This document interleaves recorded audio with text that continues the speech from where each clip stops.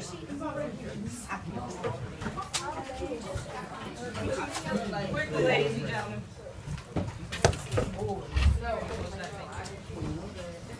Oh wait, I have to read.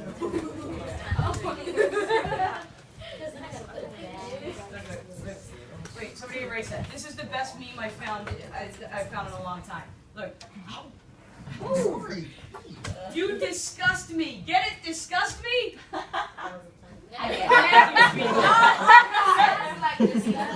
As a fellow. All right. So. Send me that. I could use that. So See, ninth graders laugh at corniness. They're not Really not. I thought it was funny. Oh, thank you, Alicia. All right. So let's start off with the note that was being passed around while we were doing. I never got that. Yeah, I never even got it. I meant to say, All right. y'all just need to So you can be the first to respond to it then, okay? Never mind, I saw it. So we passed around a note. Everybody got to. Well, most people got to write on it.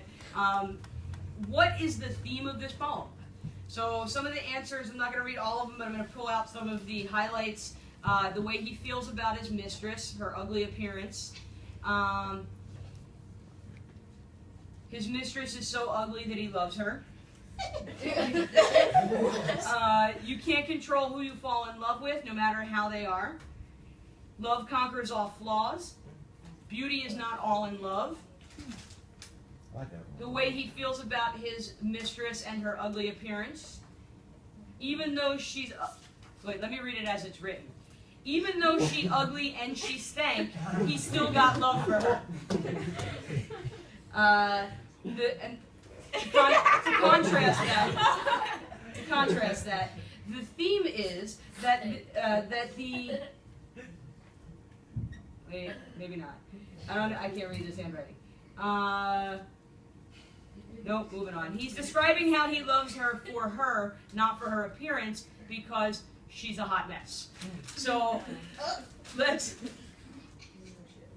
Katie, what do you think? What would you have written on this paper? Yes, what is the theme? What would you have written if this came around to you? Oh, what's that one? The love conquers all. No, what would you have written? Oh, How okay. would- Okay. Even though she ugly, he don't care about that. He still love her. Okay, excellent. Kala?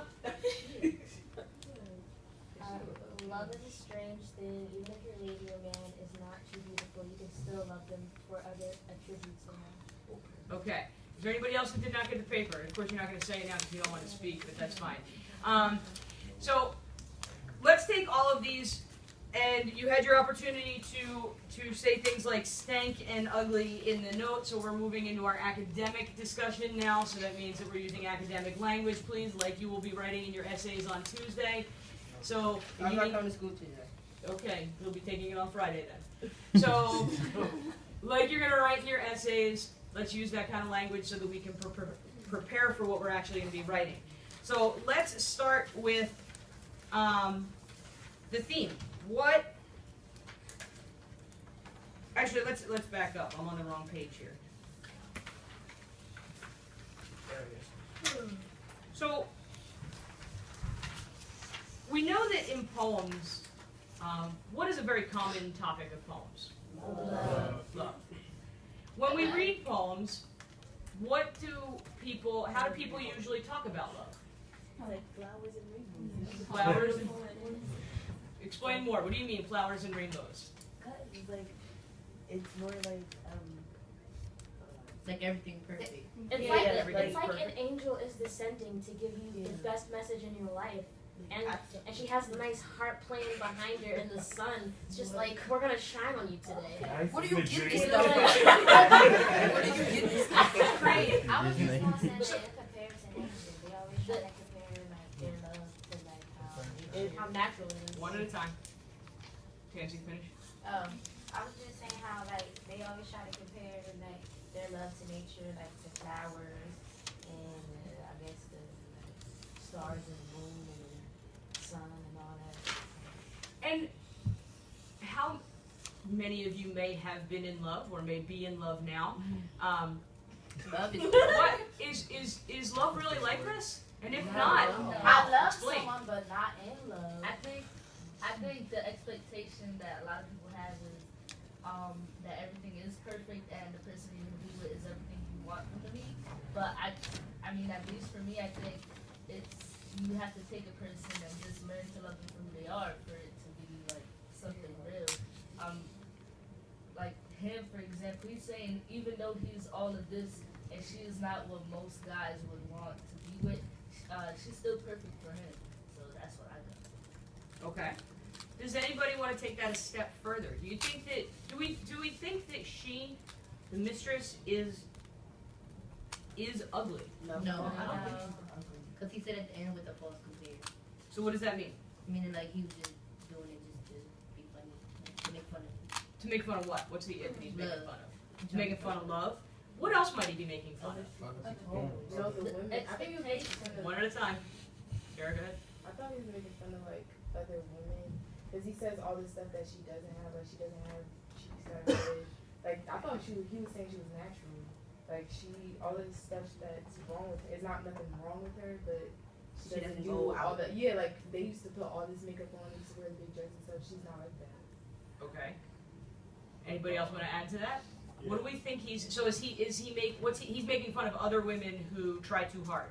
Is what you're saying? That they go over the top and they okay.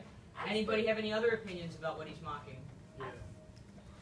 I think he's just mocking what other guys want, or not what other guys want, but what you like. Even now, what the ideal girl is, I think that's what he was mocking. He's like, not all girls are like that, but it's okay. I think that's what he's trying to say.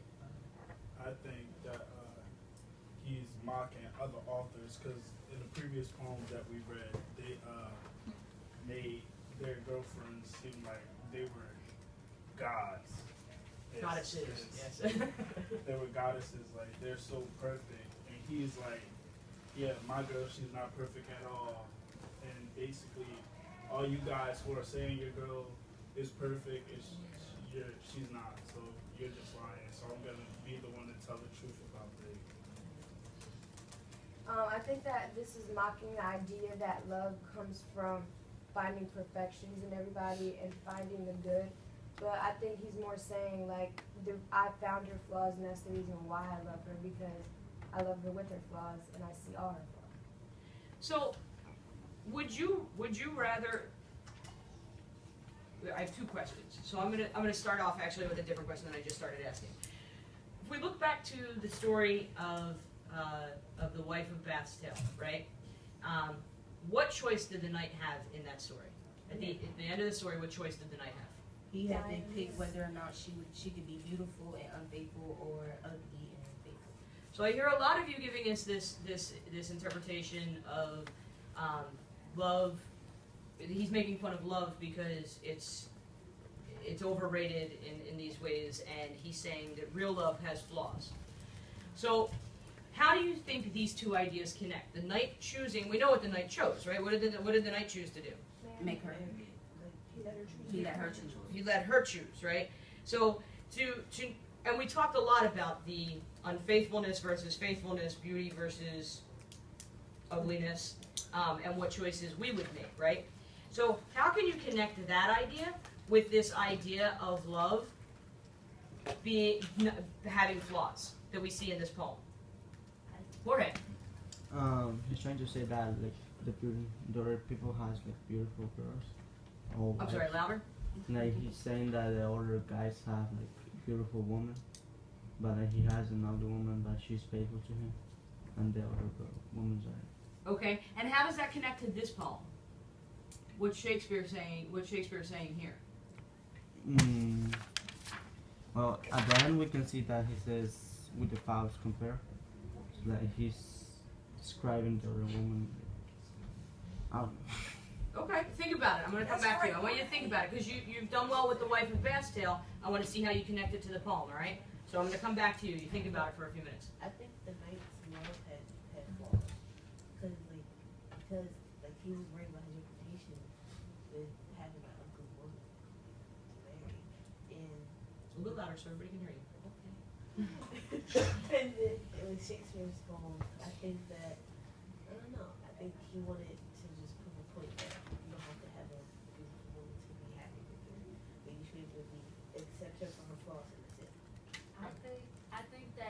the narrator of this poem and the knight are they're like the opposite, because the knight was actually very worried about how she looks, while he is like, she looks like this, but I still love her, and the knight was crying. The knight was crying. So that brings me to kind of my next question, which is, what? Let me phrase this correctly. See, that's that Philly accent. I said A. I can't do assonance right. So, how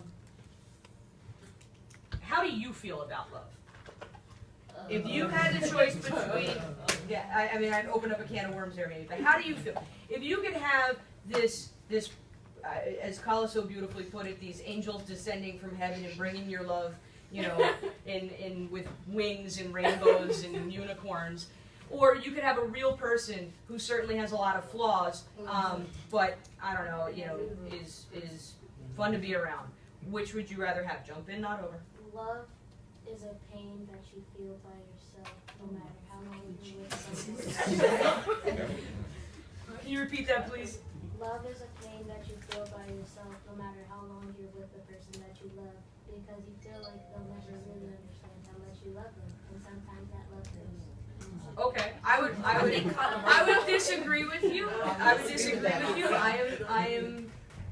I am very much in love and very much do not feel pain about that. So I would. I think everybody experiences something different. You probably are doing two different things in your life. Okay.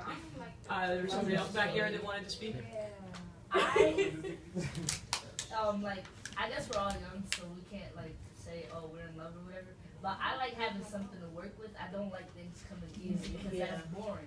And so, having someone that is hard work and that I have to not adjust myself to, but I have to make myself better for it to work out. I like that. So having that whole fairy tale thing is not what I want. Well, I'm One at a time. A Prince Charming is too boring. Like, just having to deal with someone that's like, okay, you're perfect, we're together, and that's great. Like, I want to be able to like work out our flaws together. Like, to become. Well, I think we all want that. You want somebody gorgeous. Who wants to be with somebody ugly? And can't of us say, yeah, I take somebody ugly. Like that's not it. But you want somebody. Because I'm not gonna lie, like when I was a freshman, I wanted to be with the cutest guy in the school. So then you gotta realize once you get with the cutest guys, you gotta worry about who he texted, who he with, and like when you get somebody like, I'm not saying ugly, but when you get somebody plain that don't not even really pay attention to, that's all yours. Okay, but what if we take this beyond physical beauty? What if we talk about And then like, all right, Prince Charming? So it'd we're be the saying ugly. total I mean, package. oh my God, it'd be Academically, the. please. All right, there are gorgeous people in the world with the nastiest attitudes. So it's like you could stare at them and you can never have a good conversation with them because it's like, you seriously, that's coming out your mouth right now? When it's like, me and William, we have good conversations. I'm not saying he ugly, but I'm just saying, there are times where I do look at him like, seriously, that's coming out your mouth, but we have a lot of conversation where it's deep and we connect. Yeah, I think you have to find someone that you have fun around, not just fun to look at. Because I mean, like, it's great if you find someone that has both, but if you don't,